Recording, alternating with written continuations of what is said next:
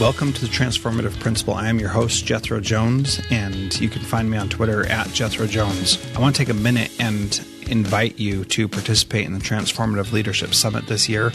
We've got about 30 awesome speakers: Jeff Zolds, John Harper, Mike Anderson, Kyle Palmer, Bill Ziegler, and many, many more. And I'd like to invite you to come and check it out. Over the next few weeks, I'm going to be releasing little mini episodes of the Transformative Principal podcast that are highlights from the Transformative Leadership Summit, so you can get an idea of who you're going to be learning from and what you will get from it. So I hope you enjoy it, and thank you so much for listening to the Transformative Principal podcast. Go to transformativeleadershipsummit.com to sign up for that event. It'll be July 31st through August 8th. I always forget to say that. Welcome to Transformative Principal. Today I am continuing my conversation with Sumant Pendharkar, and I hope you enjoy this conversation. We're going to talk more about some pretty radical ideas, including end of the year or end of level exams nationwide.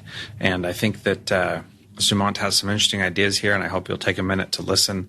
One of the things that I think is really fascinating is the idea of internships for students and how a student could leave high school ready to join the workforce or go to college, whichever they choose. And that's an interesting idea. So I hope you enjoy this, and please share it with somebody who needs a little bit of challenging of the status quo in education.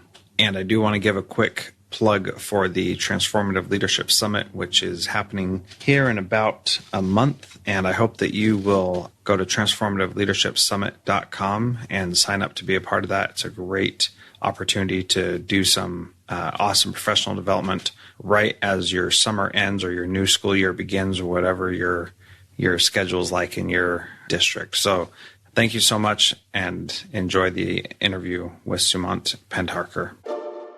So what can parents do to help their students get prepared, and what are the services that K-12 Counts offers? So we are not nationwide yet. We are working on that. Since I have a background in computer science and also have corporate experience, I do plan to bring K-12 Counts to other states as well.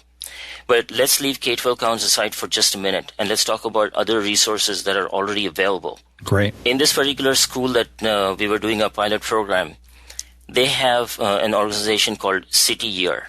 I hope I have that right. They provide after-school tutoring for free. That service goes largely unsubscribed or underutilized by students who actually need that help. So if it's a challenge. I mean, I understand that. I've seen it so many times in the school that these tutors are ready, waiting, and the students don't show up. Jethro, I'm going to take a step back again for a second, and I'm going to share something with you. In India, there are two high board-level exams, which are nationwide. One is in 10th grade, and the other one is 12th grade. The 10th grade exam lets students go into the various disciplines based on how well they do. And they can choose, of course, to go into a certain discipline if they scored really high on that 10th grade exam. And it's called a national board exam. The students are so aware of it that from pretty much when they're in 7th and 8th grade, they're already starting to think my 10th board exam is coming up. There's a pressure. And the parents, we should say, use that pressure on their children. And they pretty much cancel all vacations and everything starting from 9th grade. I mean, this is a little extreme, okay? So bear with me as I say this to you. But 9th grade onwards, the students are told, or their children are told, there's a 10th grade exam coming up. Start preparing. And the parents are very aware of how their children are doing because they're watchful of the grades. And if those children need help, in India, we don't have as much of a system of having after-school free help. You have to pay and play. Mm-hmm. And that means you get tuition, or you send children to classes, and they learn extra. They have to step up to get ready for the 10th board exam. In the 10th board exam, sorts out students into, and I don't mean this in a bad way, sorts out. It's if you want to go into science, then you need to score X amount because the competition is intense. You want to go into business or finance, this is what you need to score.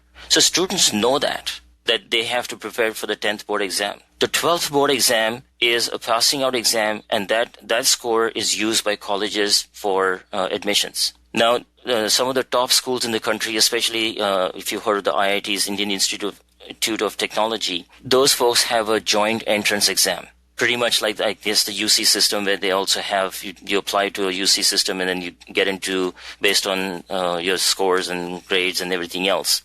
But there's a joint entrance exam only for few colleges. Other colleges take the 12th grade exam results and admit you for college.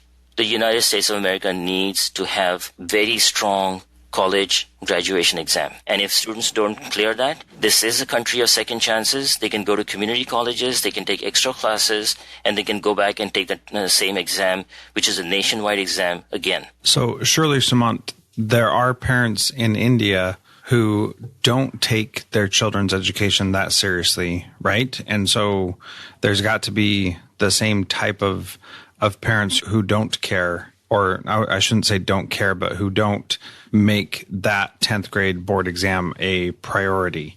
Does that not exist in India and the other places that you've been? Let's talk about India because that's more intimately knowledgeable for me.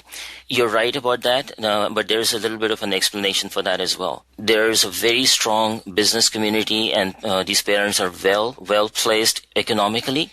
And for them, education is not such a critical part because their children can enter the family business. And so in that case, the children are off the hook for having to really excel academically if they don't want to. On the very low economic strata, the parents can push their kids up to a certain extent. They will make whatever they can from their side to make it happen. And yes, we do have that in India as well, where some parents are not, because they themselves were not educated, and they are struggling with helping their own children. So there are non-profits which are addressing that issue in India as we speak. Okay. And so it becomes an issue where, you have those problems there as well. But you're saying that having the board level exams takes those who would be kind of in the middle of the road and pushes them into the more intensely supportive role for parents. Do I understand that correctly? I would say that by having a board exam, a 10th board and a 12th board exam, it puts academic pressure, and it puts the pressure that students need to step up and get ready for that.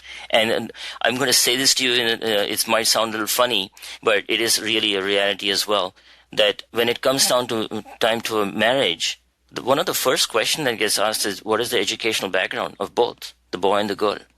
Now, we don't have as much of the traditional arranged marriages, but that question is there. How well are you academically placed? Because academics is considered important because that's the ticket for getting a good job. So from a society point of view, that's an expectation that is there right from the beginning. You run into uncles and aunts, or you run into older cousins. Their first question to you is, what are you going to be? What are you going to do? What are your plans for studying? Where are you going to go to college? These are basic questions that get asked again and again. And I'll tell you that it's really painful to be, I'm the youngest in from my mom's side. And I've been asked that question so many times, sick of it. Yeah, I believe that. But you know what I did? I wrote books. I'm the only solidly published cousin. So I kind of wiped the grins off my older cousins' faces by being published by Random House, Prentice Hall, and McGraw-Hill. Yeah. Revenge is sweet, Yeah, no kidding. So, for my family, I can't ever think of a time where going to college wasn't a part of my future. It was always just assumed that is what I would do. So I think that my background, I came from a family like yours where I got more annoyed at the what college are you going to go to question because everybody was always asking. And so, there was always just an assumption that was going to be the case. Yeah, and the thing is interesting is I know that there's a lot of conversation around not everybody is cut out to go to college, and college should not be the only emphasis, and you should go to vocational training. I support that 100%. But I also support 100% that a student should graduate at their age-appropriate grade level. It is important for them to be able to read and write and do basic math of what is expected when a student graduates from high school. And fortunately, it's an interesting thing. The United States is removed from the rest of the world because of its geographic location.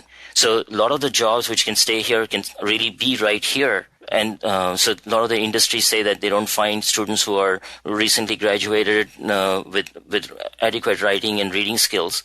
That part should definitely be addressed. But at the same time, the United States is competing with the rest of the world because of the internet. And people don't see that as a threat because they're so far removed, they don't see what happens behind the scenes. Yeah. That the X-rays which could be read by an X-ray technician, if those students don't go and don't add to what the BLS, the Bureau of Labor Statistics, right?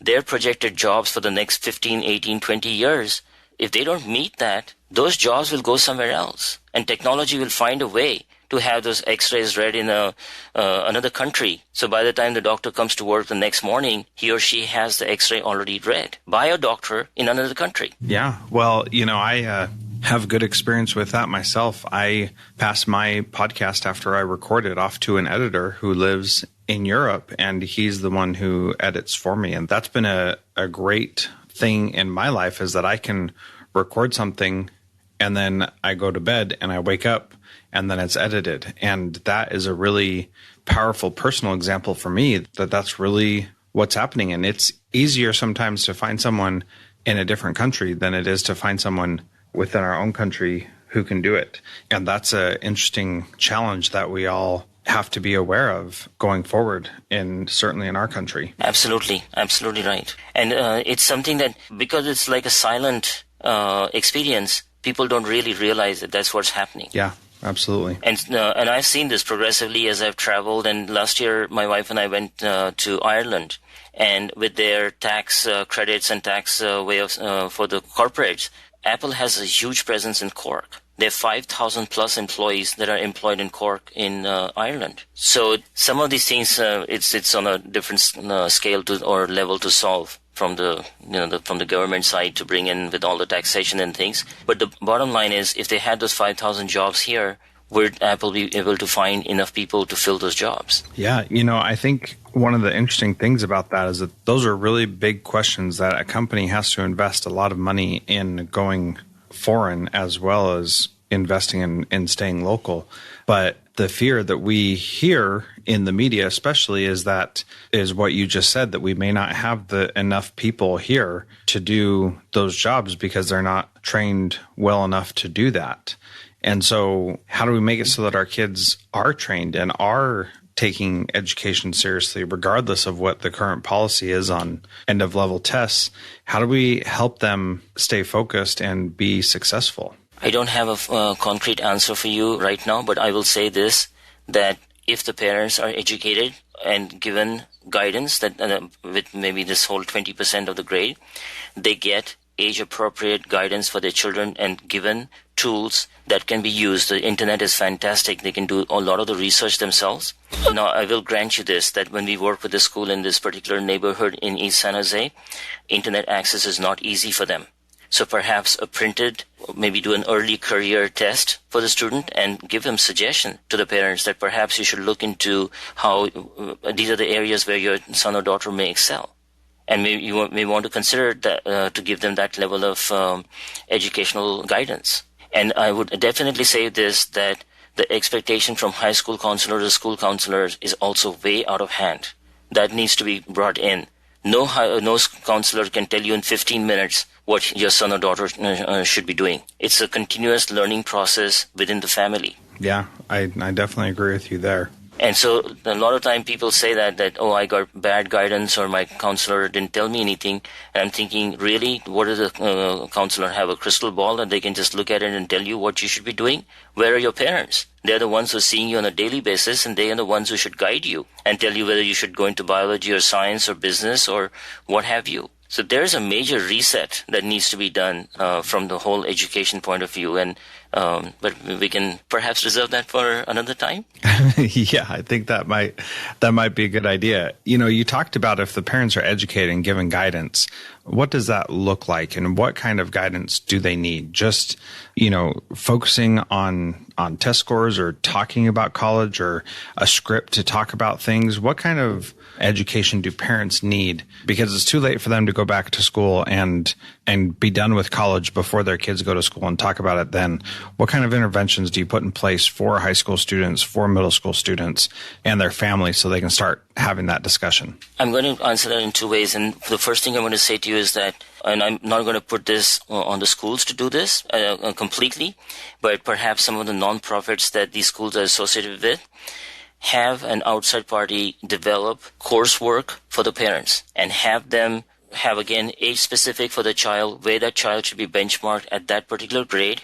And as they advance in age, maybe by the 4th, 5th, 6th grade, start having some kind of an aptitude test, or, there are a lot of psychometric tests out there that can help perhaps determine what the child is good at or may have the aptitude for. And then I believe Germany has a system of internship.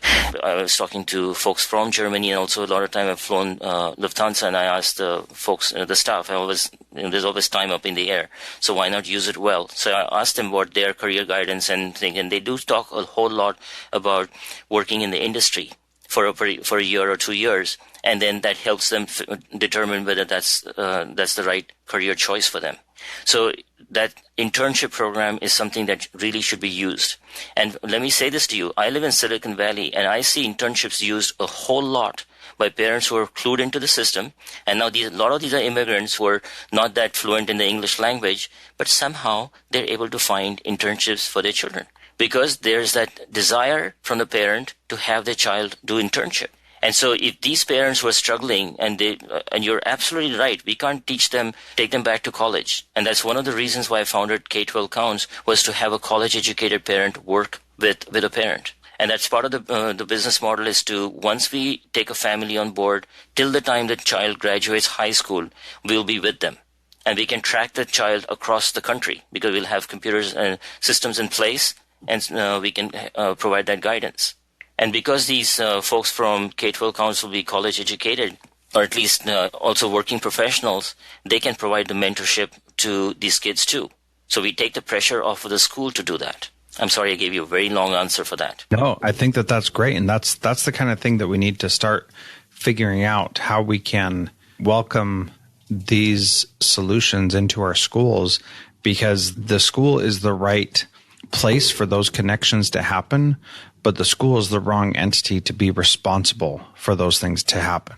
And that's really what I'm hearing you say, that use the school to make that connection, but don't use the school to be the sole provider of that information, because there's not enough people in education to be able to provide that for all those students. So we need to have these good public-private partnerships that will help us to be successful in providing those things to the students. Is that a fair summary of what you're saying? You're absolutely right. Absolutely right. And in fact, I was leaving this again for your final question, but I'm going to go ahead and say this perhaps twice. How can I help? I really, really want to make this happen on a nationwide scale, and I feel that I might even have some solutions in the next 6 to 8 months. I'm working on doing some more research on this, actually hands-on, and I might have some solutions for a nationwide rollout of exactly what I'm telling you. And that's really powerful, because what we need to be able to do is to provide it to everybody and have it be a replicatable system that anybody can pick up and start and figure out how to provide that mentorship for those students. And I was just on the last episode, I talked with Terry Barilla, who talks about students who have been exposed to trauma in their lives. And the number one thing that helps students to learn how to be resilient is having a caring adult in their life. And sometimes that's a parent. Sometimes parents are not able to do that for whatever reason.